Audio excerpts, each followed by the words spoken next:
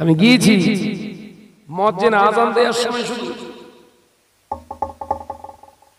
গ্রামের যত কুকুরই দৌড়চ্ছে, কি হয় শ্যাল ট্যাল দেখিস নাকি? ভরা দুপুর বেলা শ্যাল বেরোয় নাকি? তারপর না দেখি সব মসজিদের একদম ধারে কাছে এসে পুরো সব রেডি, মানে আযান দেবে, এরাও শুরু করবে। এই চাচা তোমার আযানের সময় এত কুকুর দেখতেছ কেমন? বলে বাবাজি ঠিক বোঝা যাচ্ছে না। বোঝা যাচ্ছে না মানে একদিন, দুদিন, 5 দিন, 7 দিন পরীক্ষা করার জন্য, পরীক্ষা করার জন্য আমি বললাম চাচা আমি একটু আযান দেবো? হ্যাঁ দেন না।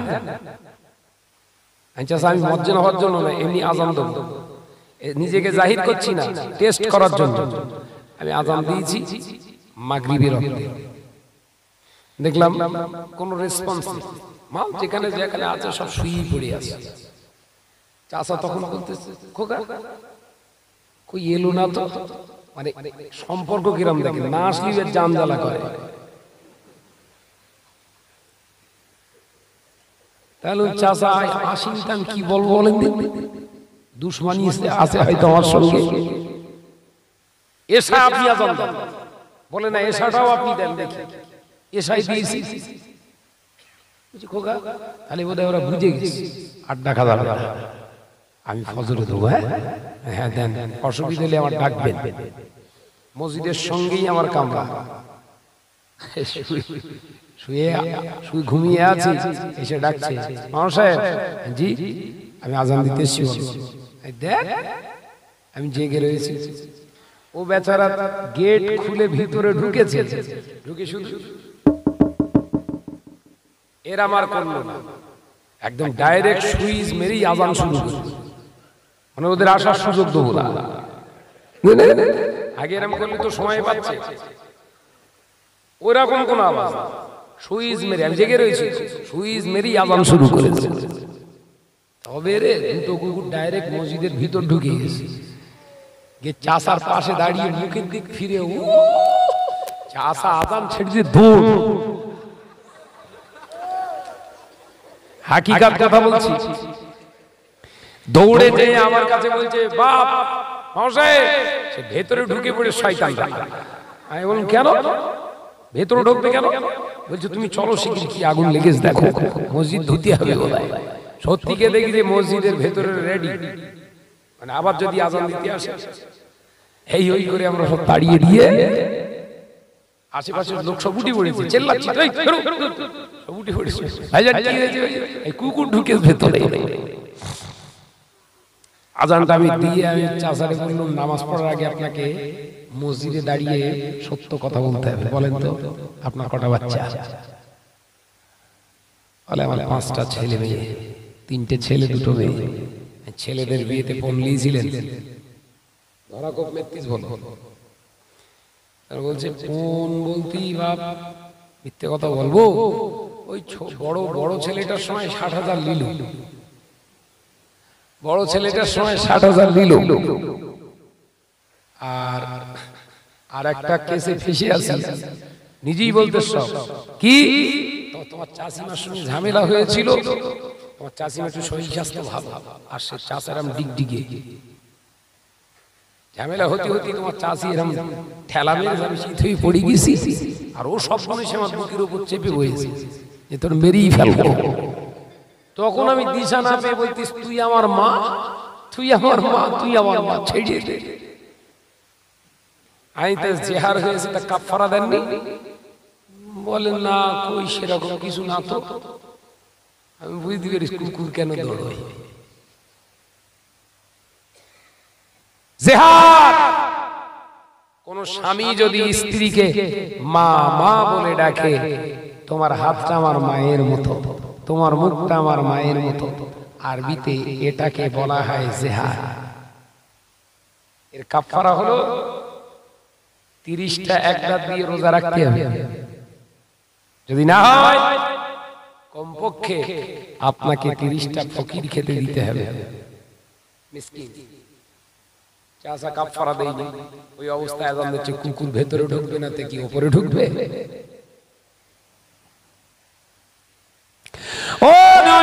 যুবকেরা, ছেলেরা, বাচ্চারা, পর্দানিশিনা মা ও বোনেরা, আল্লাহ নবী দিন ও দুনিয়ার বাদশা হাবিবুল্লাহকে, নবী জনাবে মুহাম্মদ রাসূলুল্লাহকে সাল্লাল্লাহু আলাইহি ওয়াসাল্লাম পাক জবানে জানিয়ে দিলেন, বাবা সাহাবীরা, আযানের জবাবে অতি সহজ। মুয়াজ্জিন যেটা বলে মুয়াজ্জিনের পরে তোমরা সেটাই বলো। মুয়াজ্জিন যখন বলে আল্লাহু আকবার, আল্লাহু আকবার, মুয়াজ্জিনের পরে তোমরা বলো আল্লাহু আকবার, আল্লাহু আকবার। মুয়াজ্জিন যখন বলে আশহাদু আল্লা ইলাহা ইল্লাল্লাহ, মুয়াজ্জিনের পরে তোমরা বলো আশহাদু আল্লা ইলাহা ইল্লাল্লাহ। মুয়াজ্জিন যখন বলে আশহাদু আন্না মুহাম্মাদার রাসূলুল্লাহ, তোমরা শুনে বলো আশহাদু আন্না মুহাম্মাদার রাসূলুল্লাহ সাল্লাল্লাহু আলাইহি ওয়াসাল্লাম। মুয়াজ্জিন যখন বলে হাইয়া আলাস সালাহ, ও পৃথিবীর নরনারী মুসলমানেরা তোমরা বলো লা হাওলা ওয়ালা কুওয়াতা। মুয়াজ্জিন যখন বলে হাইয়া আলাল ফালাহ, আবারো তোমরা বলো লা হাওলা ওয়ালা কুওয়াতা। মুয়াজ্জিন যখন বলে ফজরের ওয়াক্তে আসসালাতু খায়রুম মিনান নাওম, ওই সময় তোমরা বলো। মুয়াজ্জিনের পরে সাদাকা বাররাতা। মুয়াজ্জিন যখন বলে আল্লাহু আকবার, আল্লাহু আকবার, তুমি তখন আবারও বলো আল্লাহু আকবার, আল্লাহু আকবার। মুয়াজ্জিন যখন বলে লা ইলাহা ইল্লাল্লাহ, মুয়াজ্জিনের পরে তোমরা বলো লা ইলাহা ইল্লাল্লাহ মুহাম্মাদুর রাসূলুল্লাহ সাল্লাল্লাহু আলাইহি ওয়াসাল্লাম। এই সাল্লাল্লাহু আলাইহি ওয়াসাল্লাম পর্যন্ত কোন মুসলমান যদি আযানের জবাবটা শেষ করে আল্লাহ নবী পাক জবানে জানিয়ে দিলে, আমার আল্লাহ তার উপরে খুশি হয়ে গিয়ে তার বিগত জীবনের গুনাহ থেকে 70টা গুনাহ মাফ করে দেন। জোরে বলবেন না?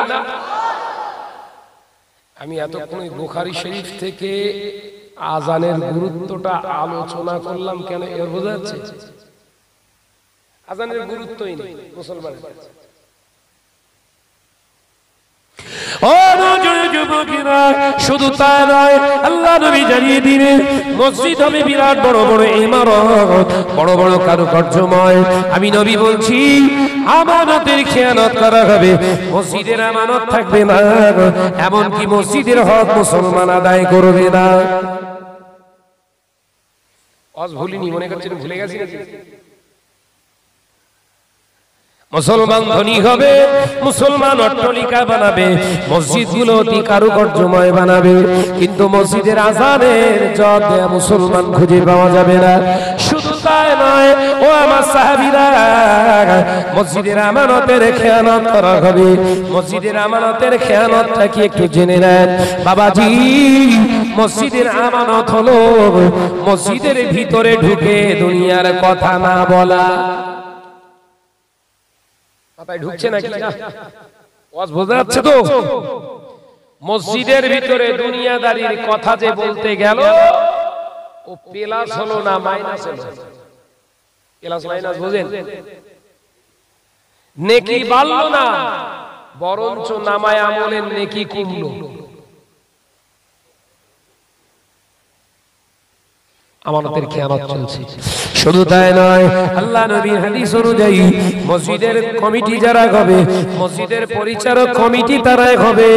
শরীয়তের বিধান অনুযায়ী ইমাম সাহেব যদি না থাকে, আনপ্রেজেন্ট যদি না হয়, প্রেজেন্ট যদি না থাকে, আনপ্রেজেন্ট যদি হয়ে যায়, ওই ইমামতির জায়গায় ইমামতি করবে দুনিয়ার কোনো মুয়াজ্জিন নয়।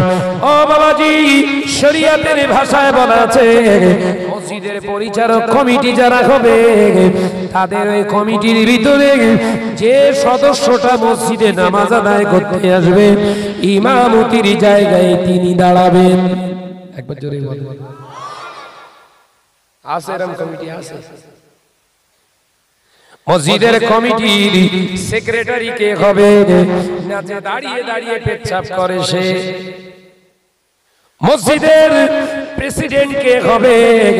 এলাকার টপ র্যাঙ্কের সুদখোর হবে যে, সে হবে প্রেসিডেন্ট। চলছে না? চলেন এই কথা বলছেন না?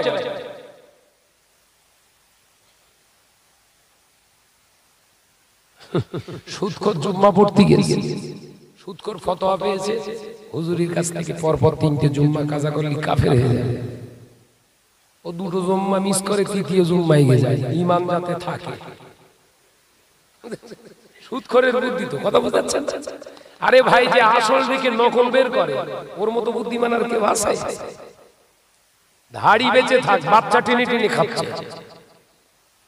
যে মসজিদে নামাজ পড়তে গিয়েছে গরমের সময়, হঠাৎ করে ধপ করে কারেন্ট হাফিস হয়ে গেছে, গ্যাল গ্যাল গ্যাল গ্যাল করে ঘাম বেরোচ্ছে। তখন আমরা মুফতি বিভাগে পড়াশুনো করা, ইফতা ক্লাস করার পরে আমাদের ঠোঁট কাঁপে কোনো ফতোয়া দিতে গেলে। আর ফতোয়া দিচ্ছে সুদখোর, এত গরমে আবার নামাজ হয়? কথা ঠিক বলিস না? ফতোয়া দিচ্ছে কি এত গরমে আবার নামাজ হয়? পাশে চাচা বসেছিল, চাচার বলতে তুই চল দি গায়ে ঘাটাই চল, হাবড়াই চল, দুটো এসি কিনে দিচ্ছি। ভলভো এসি ৪৪,০০০ টাকা একটা পিস, ৮৮,০০০ টাকা খরচ করে দুটো এসি লাগিয়ে দিয়েছি।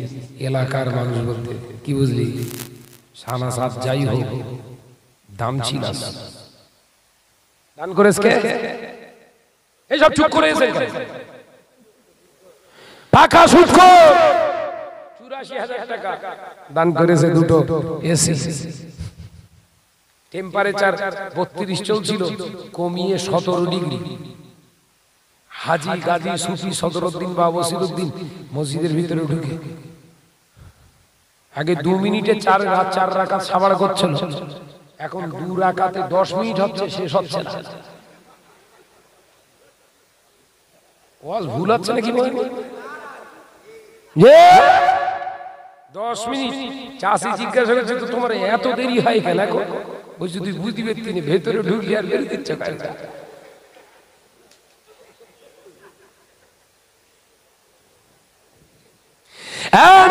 যুবকেরা, সুদখোরের টাকায় দেওয়া যদি এসিতে ৫ ওয়াক্ত নামাজি মুসল্লি বাবাজির হাজী সাহেবের যদি জান ঠান্ডা হয়, ওর আযাবটা কবরে দেখা দেবে, ওর কবরটা গরম হয়ে উঠছে। বাবা, সুদখোরের ১ টাকা মসজিদে যদি লাগানো হয়, ওই মসজিদের কোন সেজদা আল্লাহর দরবারে কবুল হবে না।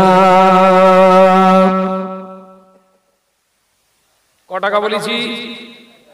৮৪,০০০ টাকা, ৮৮,০০০ টাকা ঝেড়ে।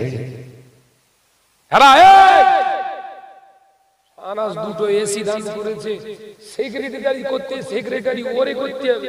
সময় বলছে এতদিন পর আসল লোককে পাওয়া গেছে।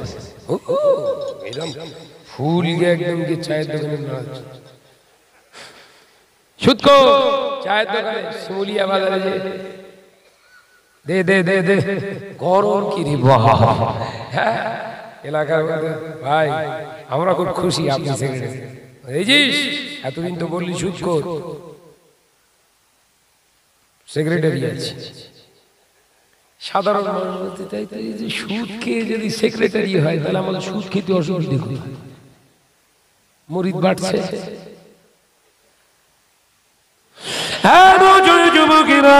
অথচ বিশ্ববরণ্য আলেমে দ্বীন বাংলার বাগ আল্লামা আল্লামা রুহুল আমিন শাহ রাহমাতুল্লাহ আলাইহি ফাতোয়া বিনিয়ার ভিতরে জানায়, সুদখোরের ১ টাকা, সুদখোরের ১ টাকা যদি মসজিদে লাগানো হয়, ওই মসজিদের ইবাদত করা, নামাজ পড়া দুরুস্ত হবে না, জায়েজ হবে না, ওই মসজিদে নামাজ আদায় করা বৈধ হবে না।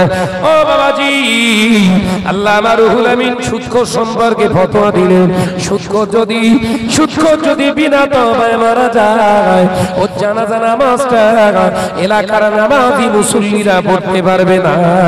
সুদখোর যদি বিনা তওবায় মারা যায়, মুসলমানের কবরস্থানেও দাফন করা যাবে না।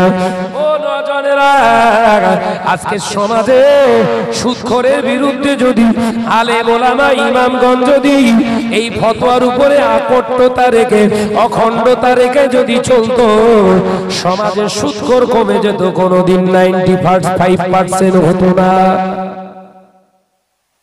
বুঝতে পারছেন না? আল্লামা হুজুর যদি এই ফতোয়া দিয়ে থাকে নির্ভীক আকারে, আমরা কেন এই ফতোয়ার উপরে দাঁড়াতে পারবো না? সুদখোর মরে গেছে, একটা সুদখোর মারা গেছে, মহিলা সমিতি করেনি বলা, কোন নারী মারা গেছে, টোটাল এলাকার মানুষ বয়কট করুন, ওর জানাজা পড়বো না। একটা দেখবেন ঘরের মেয়ে লোকগুলো পরের দিন, পরের সপ্তাহে আর মিটিং যাচ্ছে না, মাথায় ঢোকাতে পারিনি। আর যখনই আমি শাহনাজ যাব না, আমার মতো আর একজন মৌলানা মলি সাহেব হারামখোর যখন গিয়ে জানাজা পড়াবে, যে দুজন বাকি ছিল সমিতি করার জন্য, ও দুটো গিয়ে যোগ দেবে। ও সমিতি 6টা লোক তুলে যদি ওর জানাজায় জান্নাতে পৌঁছে দেয়, তা নয়, তাহলে আমি কেন দুটো তুলতে পারবো না? কথা বলছেন না কেন? জোরে বলেন। ওই জন্য রাসূল বললেন, নিশ্চয়ই আলেমদেরকে, একদল আলেমদেরকে আগে জাহান্নামী করা হবে। এতক্ষণ কি বোঝাচ্ছিলাম বুঝতে পারেননি? আল্লাহ হুজুর ওয়াজ করলে বিশ্বনবী মাহফিলে রুহানি হালাতে হাজির হয়ে যেত। একবার জোরে বলে, জোরে হবে না? আর আমরা ওয়াজ করতে আসলে এলাকার যত নওজোয়ান যুবক ছেলে ছেঁড়া প্যান্ট পরে টাইট ফিট গেঞ্জি গায়ে দিয়ে মস্তানি মেরে এলাকায় চষে বেড়াচ্ছে, শুধু ভাগ্যে চক্করে শিমুলিয়ার জলসাটা বেঁচে গেল। আল্লাহ করোনা দিয়েছিল বলে সুপার মার্কেট বন্ধ। কথা বলছেন না কাজে? এলাকার বাগান ঠিক থাকতে হারা চষে ফেলে দিত না?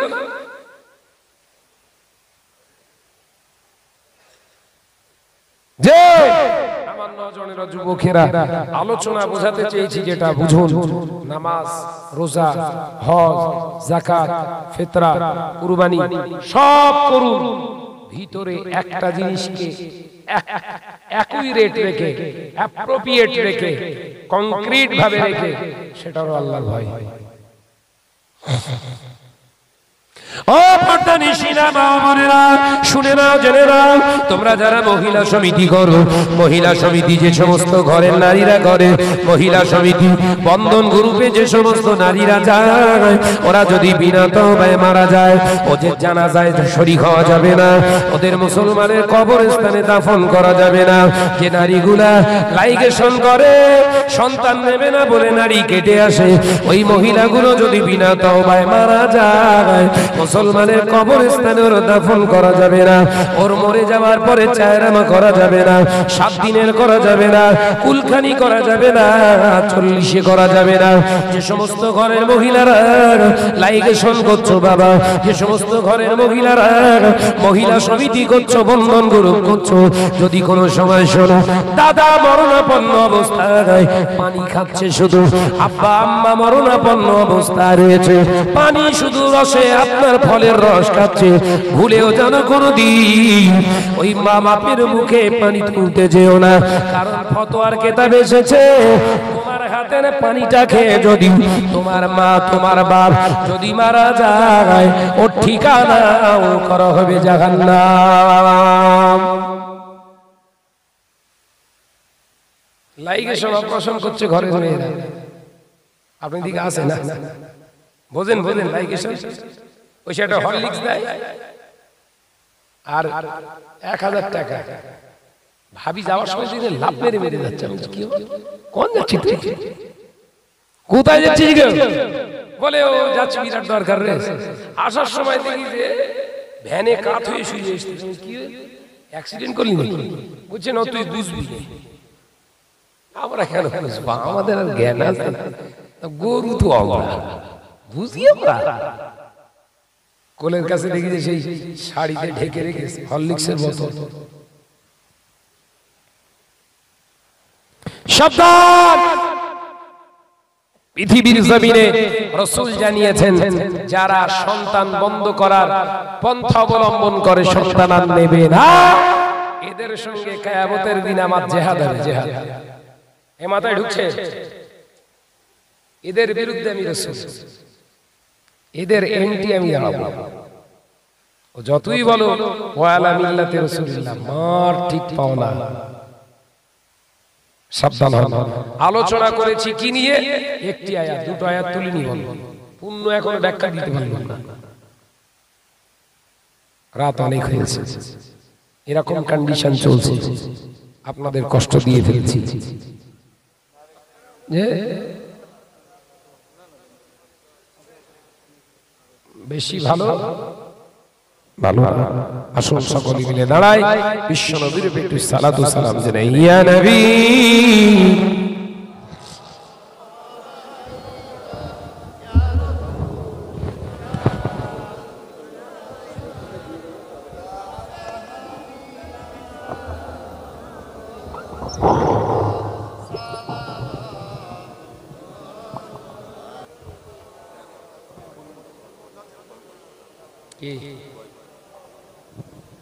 হারিয়ে যাব একদিন আমি, রব নাই ভুবনে চিরদিন।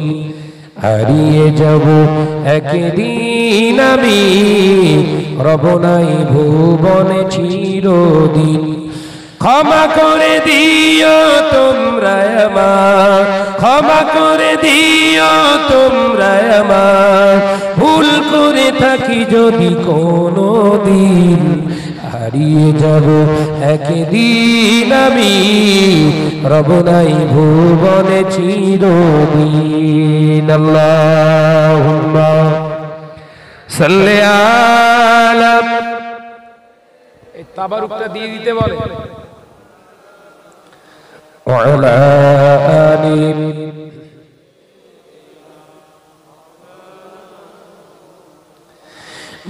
বাগানে বা গোরস্থানে হয়তো দেবে মোরে কবর। তোমরা আমায় যাবে ভুলে, রাখবে না জানি কোনো খবর। বাগানে বা গোরস্থানে হয়তো দেবে মোরে খবর। তোমরা আমায় যাবে ভুলে, রাখবে না জানি কোনো খবর। থাকবে না জানি কেউ আমার পাশে, কাটাবো কি রাত্রি একাকী। হারিয়ে যাব একদিন আমি, রব নাই ভুবনে চিরদিন। আল্লাহুম্মা সাল্লি আলা,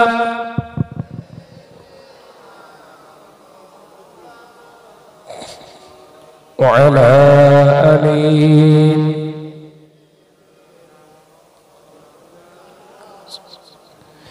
ছোট মাটির ঘরে আমার দেহ নিথর হয়ে পড়ে রবে, আধার কবরে আলোর প্রদীপ কেউ নাহি কবু জ্বালবে। এত সুন্দর লাইটিং, কবর অন্ধকার। ভাই বন্ধু কেউ যে আপনার তাবারুক দিতে শুরু করে, কমিটির ছেলেদের বলছি তাবারুকটা দাও। ছোট মাটির ঘরে আমার দেহ নিথর হয়ে পড়ে রবে, আধার কবরে আলোর প্রদীপ কেউ নাহি কবু জ্বালবে।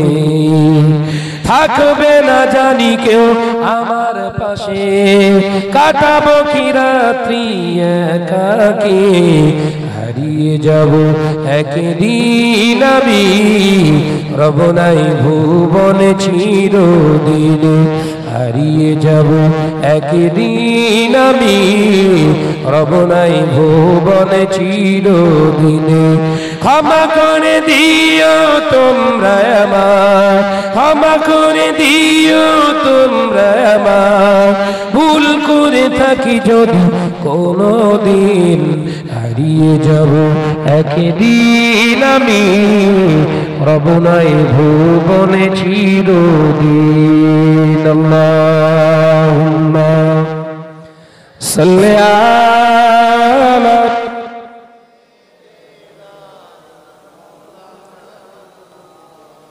ওয়ালা